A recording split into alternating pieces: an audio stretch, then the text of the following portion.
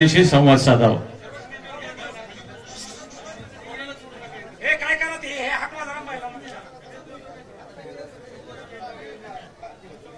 माझ्या शेतकरी भावांनो आणि बहिणींनो, या 4 दिवसाच्या माझ्या संवाद दौऱ्याचा आजची शेवटची बैठक आहे। नंतर कार्यकर्त्यांची बैठक आहे। आणि आता मला एका गोष्टीचं समाधान वाटलं की खूप लोकांना बोलायचंय। मी तुम्हाला बोलता करण्यासाठीच आलो होतो। तुम्ही बोलत नाही म्हणून तुमच्यावरती अन्याय होतोय। तुम्ही बोललं पाहिजे। इतके वर्ष झाली सरकारने तुमचं पाणी झोकलेलं आहे म्हणून तुम्हाला न्याय मिळत नाही। कारण मी 4 दिवस जे काही फिरतोय, तुम्ही इथे शेतकरी आहात सगळे, आपत्ती आले ना, मग का आता घरी बसल्यात? शेतात काम सुरू केले की नाही? हेच आहे। कारण आतापर्यंत पंचनामे किती जणांचे झालेत? पंचनामे करायला कोण, बघायला कोण फिरकलेलं पण नाहीये। ज्यांचे पंचनामे जर का चुकून झाले असतील, त्यांना मदत मिळाली असेल तर मला आनंद आहे।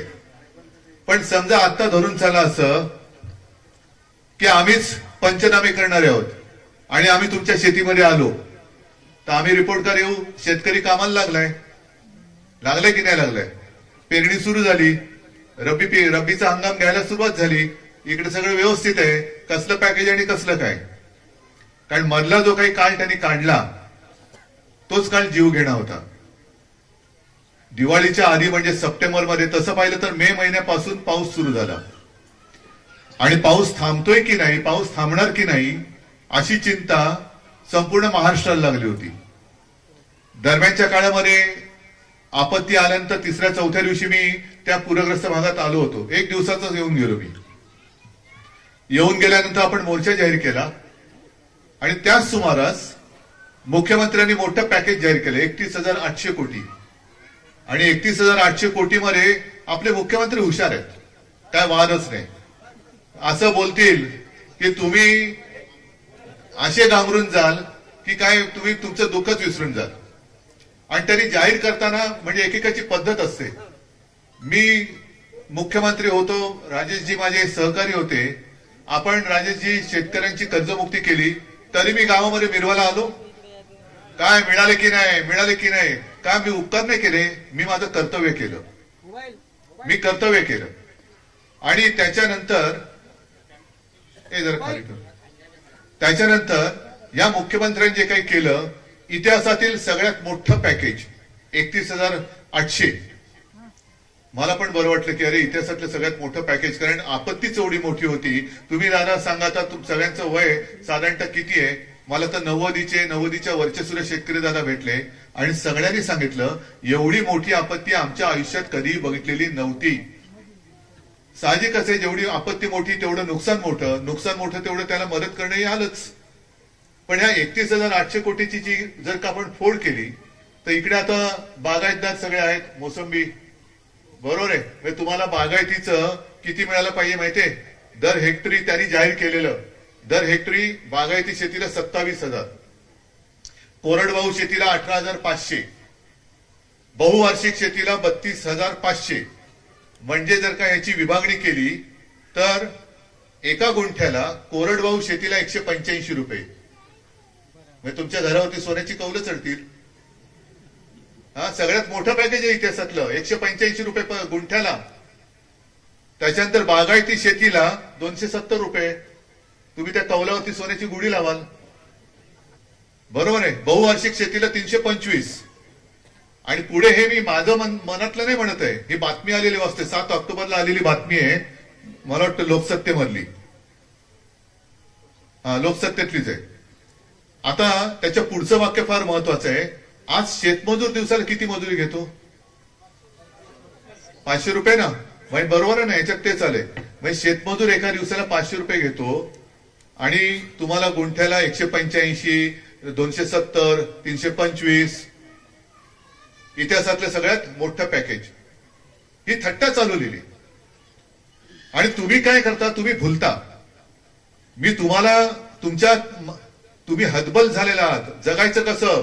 तुम्ही आता काका बोललात ना, आम्ही काय करावं? अरे तुम्ही लढायचं, आम्ही तुमच्या सोबत आहोत। लढण्याशिवाय पर्याय नाहीये. जर का हताश होऊन बसलो तर मग काय बसलेच आहेत ना टोणगे. मग यांनी एक तर सरकार आपलं राजाजी का पाडलं, का गद्दारी केली? कारण आम्ही थेट तुमच्या खात्यामध्ये पैसे टाकत होतो. मग ते कर्जमुक्ती असेल किंवा आपत्तीचे नुकसान भरपाईचे पैसे असतील, तुमच्या खात्यात थेट एक रकमी येत होते की नव्हते एवढं मला सांगा. आणि आता जे काय चाललंय, विम्याचे पैसे किती जणांना मिळाले? पण ज्यांना मिळाले ते कसे मिळाले? 1 रुपया, 5 रुपये, 6 रुपये, 21 रुपये, 30 रुपये. आणि आता जी मदत येते ती सुद्धा मला काही यादी मिळालेली आहे. कोणाला 500 रुपये, कोणाला 1100 रुपये, 1700 रुपये. म्हणजे ठिबक सिंचन मी समजतो, बागायती शेतीला जास्त लागतं. यांच्या मदतीचं ठिबक सिंचन चालले, थेंब थेंब टाकत चालले. म्हणून मी त्यांना दगाबाज म्हणतोय. त्या दगाबाजीनी तुम्हाला फसवलं. मी काल सुद्धा तो व्हिडिओ ऐकला, आता मला सुद्धा कंटाळा आला तेच ऐकून. देवेंद्र फडणवीस तेव्हा काय म्हणाले होते, भाजपचं सरकार आलं तर आम्ही शेतकऱ्याचा 7-12 करू, कोरा कोरा कोरा. तुम्ही फसलात. या इकडे माझ्या भगिनी बसलेल्या आहेत, तुम्हाला पण फसवलं. लाडकी बहीण, आता भाऊ येतोय लाडका, हा दिलेला आमदार कुठे आता, काय करतोय? हा पालकमंत्री कोण? आता आम्ही जे काय करतो, आम्ही तुमच्यात येऊन बसलोय आणि तुम्ही आमच्याकडनं अपेक्षा करताय. आम्ही अपेक्षेला पात्र ठरणारच, सार्थ ठरूच. आम्ही विश्वासाला तर आम्ही उतरणारच तुमच्या. पण हे काम निवडून दिलेल्या आमदाराचं आणि पालकमंत्र्याचं आहे. आता टोपे साहेब, तुम्ही सुद्धा पालकमंत्री होतात. कोरोनाच्या काळात कसं काम केलं होतं की नव्हतं? उलट तुम्हाला सांगतो, कोरोनाच्या वेळेला दुर्गम भागात जिकडे जाणं येणं शक्य नव्हतं तिकडे ड्रोननी आपण औषधं पुरवली होती, आदिवासी पाड्यांमध्ये ड्रोननी. आणि कोरोनाच्या काळामध्ये सगळ्यात मोठे उपकार जर कोणाचे असतील तर ते तुमचे आहेत, शेतकऱ्यांचे. कारण सगळीकडे जगभर लॉकडाऊन होता, सगळ्यांना वर्क फ्रॉम होम, सगळ्यांना तोंडाला मास्क लावायला सांगितलं होतं. कोणालाही मी गर्दी जमवल्या देत नव्हतो. पण शेतकरी जर माझा घरी बसून काम करायला लागला असता तर कोरोनापेक्षा जास्त बळी हे भूकबळी झाले असते. जास्त माणसं हे अन्नाशिवाय मेली असती. आणि तुम्ही तुमच्या जीवाची पर्वा न करता शेतीची कामं केली, पीक पाणी सगळ्यांना जगाला पुरवलं, म्हणून आम्ही सगळे जिवंत राहिलो. हे तुमचे आमच्यावरची उपकार आहेत. बाकीचे बोलणारे बोलून आहेत किती, त्याची मला काही पर्वा नाहीये. ह्या सगळ्या गोष्टी म्हणजे मी आता किती गोष्टी दाखवू. आता सुद्धा ती ताई बोलली, आणखी सगळेच बोलतायत. काल एक तर वयस्कर बाबा होते, ते बोलता बोलता रडायलाच लागले. 90चं वय त्यांचं. कारण त्यांचा मुलगा म्हणतोय काय करू आता, मी जीव देण्याशिवाय पर्याय नाही. काय करायचं? पोर हाताशी आलेलं पोर बापाला सांगतं की आता मला जीव देण्याशिवाय पर्याय नाही. काय करणार? काय हतबल आहे. वडील पण हतबल, पोरगा पण हतबल. मग असेच तुम्ही राहणार. मी आज मत मागायला नाही आलेलो, मी तुम्हाला हिंमत द्यायला आलेलो आहे. हिंमत पाहिजे. अनेकांची जनावरं दुभत्या, म्हशी वाहून गेलेल्या आहेत. 40 म्हशी, ते फोटो पण मी आणले. 40 म्हशी वाहून गेल्या, त्याचे फोटो आहेत. हे बघा, हे फोटो त्यांनी काल का परवा त्यांनी दिलेले. एवढं सगळं दाखवलं त्यांनी. तहसीलदार असेल, कोण असेल, त्यांना सगळं दाखवलं, तरी सुद्धा मदत नाही. म्हणून मी त्यांना म्हटलं, जा विचार तहसीलदार, काय मेलेल्या म्हशीचा अंगठा पाहिजे तुला? कुठे उमटाचा सांग, उमटतो तुझ्या. पण एवढं करून एवढं अत्यंत नतद्रष्ट सरकार हे आहे की सगळं वाहून गेले. आता तुम्ही सांगितलं ना, घर वाहून गेलं. मागणी मी केलेली आहे की प्रधानमंत्री आवास योजनेतून माझ्या ग्रामीण भागातल्या नागरिकांची, नुसते शेतकरी नाही, नागरिकांची ज्यांची घरं वाहून गेलेत, कच्ची घरं, त्यांना पक्की घरं बांधून द्या. मग मुख्यमंत्र्यांनी तेही जाहीर केले. पण अजून तुमच्या घरामध्ये कोणी पाहणी अधिकाऱ्याने पाऊल टाकलं असेल तर शपथ. कधी येणार, कधी रिपोर्ट देणार, कधी घर बांधून देणार, आणि प्रधानमंत्री आमचे कधी दयावान होणार? आता बिहारचे डोळे त्यांना लागलेत. बिहारमध्ये निवडणुका आहेत म्हणून तिथल्या जवळपास 75 लाख महिलांच्या खात्यामध्ये, खास करून लाडक्या बहिणींना ऐका, तुम्हाला किती दिले? 1,500 रुपये. निवडणुकीनंतर किती देणार? 2100. येतात 2100. आधी सरसकट सगळ्या महिलांना दिले होते. आता किती जणींना मिळतात कुटुंबात? आता तुम्ही म्हणते मिळतच नाही. आता नवीन त्यांनी काय एक नियम केलाय की कुटुंबातील 2च महिलांना मिळेल. आणि 2 महिला कोण ठरवणार? तर समजा आपले दादा कुटुंब प्रमुख आहेत, तुम्ही ठरवायचं. मग तुमच्या घरी आई आणि 4 मुली असतील, सासू आणि 3 सुना आहेत, तुम्ही ठरवायचे 2 कोण. म्हणजे घरात कुटुंबात वाईट कोण झालं? कुटुंब प्रमुख. माझं काम झालं, मी दिले पैसे, यांनी नाही दिले तुम्हाला. म्हणून मी गृह खातं कोणाकडे? देवेंद्र फडणवीस. हा नियम कोणी केलाय? त्यांनीच केलाय. म्हणून मी त्यांना गृह कलह मंत्री म्हणतो, घराघरात भांडणं लावणारा हा मंत्री. आता पंतप्रधानांनी तिथे निवडणूक आहे म्हणून 75 लाख महिलांच्या खात्यात 10,000 रुपये टाकले. आनंद आहे, मला त्याच्याबद्दल वाईट नाही वाटत. पण पंतप्रधान फक्त बिहारचे आहेत का देशाचे आहेत? देशाचे आहेत ना. मग काश्मीर ते कन्याकुमारी, मणिपूर पासून सगळ्या देशातल्या प्रत्येक महिलेच्या खात्यामध्ये का पंतप्रधान माझे 10,000 रुपये टाकत नाहीत? बरं, आता अजित पवार जे म्हणतात की सगळंच तुम्हाला फुकट पाहिजे का? अरे जरा पोराला सांगितलं असतं बरं झालं असतं. हात शेतकऱ्यांनी हातपाय हलवावे. तुम्ही घरी सांगा ना, घरी सांगा जरा. म्हणजे सगळं फुकट तुम्ही ओरपतायत. आणि माझा शेतकरी भीक मागतच नाहीये, तो हक्काचे पैसे मागतोय. मोसंबीला तुम्ही जर का त्याचे हक्काचे पैसे दिले, आताही नुकसान झाले. आणि मोसंबीचं मला माहिती आहे, जर झाड गेलं तर त्याची 5 वर्ष जातात. 5 वर्ष जातात. मला शेतीतलं काही कळत नाही, पण मोसंबीचं झाड गेलं तर 5 वर्ष लागतात त्याला पुन्हा पीक यायला, फळ यायला. आणि मी स्वतः पाहिलंय, बाजूने तिकडनं तो समृद्धी महामार्ग चालला होता, तेव्हा मी तेव्हाही आलो होतो संभाजीनगरच्या परिसरामध्ये. आणि मोसंबीच्या बागेत गेलो होतो. कसं सरकारी काम चालतं. डवरलेली झाडं होती, डवरलेली बाग, मोसंबी लगडलेत, त्याला लागलेत. आणि सरकारी बाबूंनी लिहिली होती जमीन वर्कस आहे, खडकाळ आहे. काय डोळे फुटलेत का काय म्हणायचं याला? ते शेतकरी तरी काय करणार? अक्षरशः पायावरती मला अजूनही आठवतंय, तो रडून पायावरतीच कोसळला होता माझ्या. आम्ही कसं जगावं कसं? मग त्यावेळेला त्यांना बोलवलं, मग त्या अधिकाऱ्यांनी बोलवलं, काही ठिकाणी मार्ग बदलला, काही ठिकाणी मोबदला वाढून दिला आणि मग तो महामार्ग आपण केला. पण एवढी जाणीव, एवढ्या संवेदना या सरकारला असायला पाहिजे. आज जे मी तुम्हाला सांगतो, हे खरं काम जे आहे हे पालकमंत्र्याचं आहे. आपल्या खासदारांनी मगाशी मला सांगितलं की तिथे पलीकडच्या कुठल्याच्या तहसीलदार म्हणतो त्याच्याकडे गेल्यानंतर आपले सारे शेतकरी गेले. त्यांना सांगतो तुम्ही काय करायचं, जा मुख्यमंत्र्याकडे. मुख्यमंत्र्याकडे जा. तहसीलदार सांगतो तू कशाला बसलायस, जा ना घरी, तुझं काय काम आहे? आणि म्हणून मी जो तुम्हाला कार्यक्रम दिलेला आहे, आता लढलं पाहिजे. जे मी नेहमी सांगतो की आता रडायचं नाही, लढायचं. आता लढणार असाल तर मी तुमच्या सोबत आहे, आणि रडणार असेल तर मी कशाला येऊ रडायला? काय करायचं ठरवलं तुम्ही? लढणार असाल तर मी आहे. तुम्हाला कल्पना नाही तुमची ताकद काय आहे. अरे नांगर तुमच्या हातात आहे, तुम्ही मला नांगर देताय. तुम्ही चालवा ना सरकारवरती नांगर. शेतकऱ्याचा आसूड जो महात्मा ज्योतिबा फुलेंनी दाखवलाय, सांगितलंय, तो आसूड तुम्ही माझ्या हातात देताय. अरे तुम्ही ओढा ना कोरडे 2-4 त्या सरकारच्या पाठीवरती. आणि हे सगळे जे सरकारी बाबू आहेत, कारण घोषणा खूप होतात. आता मला आवडलं, सगळ्या योजना प्रेग्नंट आहेत. हे याचं वाक्य माझं नाहीये ना, तेच आहे रे. अरे तू बोलतो जरा, ते तिकडे सांगतील. थांबा 1 मिनिट. पण त्यांचं कधी त्या योजना अंमलबजावणीच होत नाही. मग आता एक तुम्हाला जो मी कार्यक्रम दिलेला आहे, दगाबाज रे, दगाबाज, दगाबाज, दगाबाज, सरकार दगाबाज आहे, एवढं तर पटतंय. तुमच्या नुकसानीचे पंचनामे कोणी करायला आलेले नाहीये, पण मी तुमच्यावरती जबाबदारी देतोय. आणि तुमच्या सोबत आम्ही सगळे आहोत. ठीक आहे, इकडे आमदार खासदार, आमदार नसला खासदार आहे, टोपे साहेब आहेत, अंबादास आहेत, खैरे साहेब आहेत, इथले माझे जिल्हा प्रमुख आहेत, तालुका प्रमुख आहेत. तुम्ही सगळे जण आहात. तुम्ही आता सगळ्यांनी मिळून या दगाबाज सरकारचा पंचनामा केला पाहिजे. दगाबाज सरकारचा पंचनामा, या कार्यक्रम. मी आहे तुमच्या सोबत. मी पुढच्या महिन्यात पाहिजे तर परत येतो, पण परत येईन तेव्हा तुमच्या हातामध्ये पंचनाम्याचे कागद पाहिजेत. आणि हा पंचनामा कसा पाहिजे? ज्यांच्याकडे हे अधिकार आहेत पंचनामा करण्याचे, आजपर्यंत ते फिरकलेले नाहीत, त्यांच्या ऑफिसमध्ये रोज सकाळी जाऊन बसायचं. जा, झुंडीच्या झुंडी जाऊन बसा तिकडे.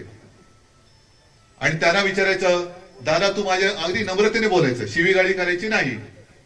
त्यांना सांगायचं, दादा तुला कळलं का रे आपल्या इकडे पाऊस पडून गेला? काय 2-4 थेंब तुझ्या अंगावर उडाले आहेत की नाही उडाले? का दुसऱ्या कशाने तरी तुझे हात ओले झालेत? मग आमच्या गावामध्ये तू पंचनामा करायला आलेला नाहीयेस, चल पंचनामा करायला. रोज मला यादी पाहिजे, किती गावामध्ये किती शेतकऱ्यांचं नुकसान भरपाई त्यांनी किती द्यायला पाहिजे, त्याची पंचनामा केल्याची यादी त्याच्या ऑफिसच्या दारावरती त्यांनी लावली पाहिजे.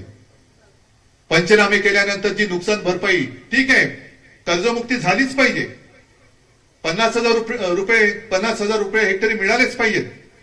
पण तोपर्यंत निदान जे पॅकेजमध्ये जाहीर केले त्याला जे जे पात्र आहेत ते किती जण पात्र आहेत, त्यांचे किती पंचनामे केलेत, कितींचा रिपोर्ट तू वरती पाठवल्यास, त्या सगळ्याची यादी मला तुझ्या कार्यालयाच्या दारावरती पाहिजे. ती लाव आणि मग घरी जा. तोपर्यंत तुला घरी जाऊ देणार नाही, इकडेच बस. मग तो बोलेल दिवसभर बसलं तर माझ्या भुकेचं काय, नाही आम्ही तुला जेवण देतो. तुम्ही जाताना जेवण घेऊन जायचं, त्याचं डबा घेऊन जायचा. कुठून देणार? तुम्हाला आता जे धान्य दिलं जाते ना, तांदूळ, कसा बासमती तांदूळ मिळतोय ना तुम्हाला, गहू कुठला मिळतोय तुम्हाला, त्याच गव्हाचा, त्याच तांदळाचा, त्याच हायब्रिडचं सगळं भाकऱ्या बिकऱ्या काय असेल ते करून त्याच्यासाठी जेवण घेऊन जा. त्याला सांगायचं जे आम्हाला देतोयस ना ते वितरित केलंस ना तू, मग ते वितरित केलेलं तुला तुझ्यासाठी आम्ही करून आणले. जेव, तुला खाऊ पिऊ घालतो. म्हणजे पिऊ म्हणजे पाणी, नाही तर पिऊन तराट झालं तर करायचं काय. तुला खाऊ पिऊ घालतो पण काम केल्याशिवाय जाऊ देणार नाही. आणि जो मुख्यमंत्र्यांनी जाऊन भेटा बोललेला ना, त्यांना म्हणायचं तू मुख्यमंत्र्याला इकडे बोलव, मग तुला मी घरी जायला देतो. हे केल्याशिवाय तुम्हाला कोण न्याय नाही देणार. बाकी पीक विमा कंपन्या ज्या आहेत त्यांच्यावरती मागेही मोर्चा काढला होता. त्याच्यानंतर जवळपास 10-15 हजार शेतकऱ्यांना पीक विम्याचे पैसे मिळवून दिले होते आपण त्यावेळेला. आता सुद्धा तुम्ही कंपन्या कोणत्या ते सांगा, आम्ही काढतो मोर्चे त्यांच्यावरती. पीक विमा कंपन्यांनी सुद्धा वेळेमध्ये जर का आता नुकसान भरपाई नाही दिली तर जाऊ ना आम्ही ऑफिसमध्ये त्यांच्या, कोणत्या कोणत्या कंपन्या आणि किती जणांनी पीक विम्याच्या योजनेत नावं नोंदवलेत त्याची यादी द्या, तेही आम्ही करतो. आणि त्याच्यानंतर आता ज्या काही निवडणुका येतील नगर परिषदा येतील, पंचायत येतील, जिल्हा परिषद येतील, पालिका येतील, महापालिका येतील, जे जे तुमच्या विभागात येतील, मला गावागावात बोर्ड दिसले पाहिजेत परत येईन तेव्हा, की जोपर्यंत कर्जमुक्ती होत नाही तोपर्यंत भाजप प्रणित महायुतीला मत नाही. मत बंदी. जर पंतप्रधान नोटबंदी करतात तर मतदार वोटबंदी नाही करू शकत. वोटबंदी नाही देत आम्ही तुम्हाला. कर्जमाफी कसं तुम्ही म्हणालात योग्य वेळ आल्यावर करू, तसं आम्ही तुम्हाला मत योग्य वेळी देऊ, आता देत नाही. जा.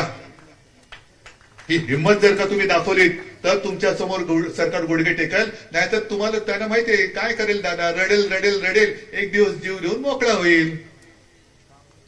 नाही चालणार असं, रडून नाही चालणार. आता सरकारला रडवावं लागेल. म्हणजे आपल्याला आपण लढायचं आणि सरकारला रडवायचं. ते मागे इथलेच ना तुमचे खासदार होते रावसाहेब दानवे, काय बोलले ते तुम्हाला, रडतायत साले. आता त्या साल्याला आपण रडवायचं. आणि तुमच्यामध्ये ताकद आहे, तुमच्यामध्ये हिंमत आहे, फक्त त्याची जाणीव करून द्यायला पाहिजे होती. ती जाणीव करून मी द्यायला आलेलो आहे. मी तर ठरवलंय तुमच्यासाठी लढणार. तुम्ही ठरवलेत की नाही तुमच्यासाठी लढायचं? तुम्ही लढणार आहात की नाही रे? मग ज्या वेळेला जे मी सांगेन ते तुम्हाला करायचं. ज्या वेळेला जे सांगेन, समजा मी सांगितलं आता मध्ये छत्रपती संभाजीनगरमध्ये मोर्चा काढला होता, पुन्हा उद्या सांगितलं की रस्त्यावरती उतरून आपल्याला हे करायचंय, तुम्हाला यावं लागेल. पण तोपर्यंत जे मी सांगितलं, एक तर दगाबाज सरकारचा पंचनामा तो तर आजपासून सुरू करू शकता. वोटबंदी ही तर आजही जाहीर करू शकता. पालकमंत्री आल्यानंतर सांगायचं बाबा अपघाताने तू पालक झालेला आहेस, मतचोरी करून झालेला झालायस तर पालकासारखा वाघ, नाहीतर मग पालकाची भाजी सुद्धा खातात तुला माहितीये. आणि ही शेतकऱ्याची ताकद, शेतकऱ्याचा आसूड हा दाखवण्यासाठी, तुमच्यात हिंमत देण्यासाठी मी आलो होतो.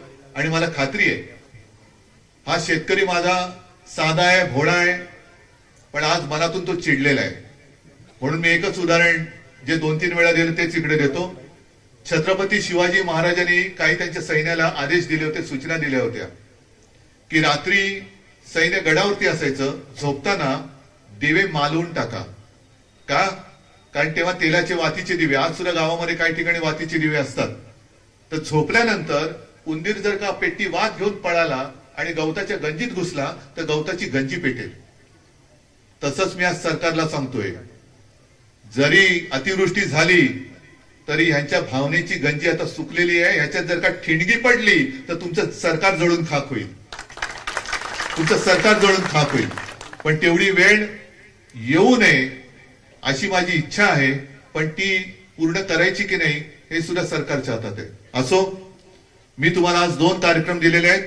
या 2 कार्यक्रमाचं तुम्ही काय करताय हे बघितल्यानंतर मी तुमच्यासाठी परत येईन. पण तोपर्यंत या कार्यक्रमासाठी तुम्ही सुरुवात केलेली पाहिजे आणि ती कराल एवढी खात्री बाळगतो.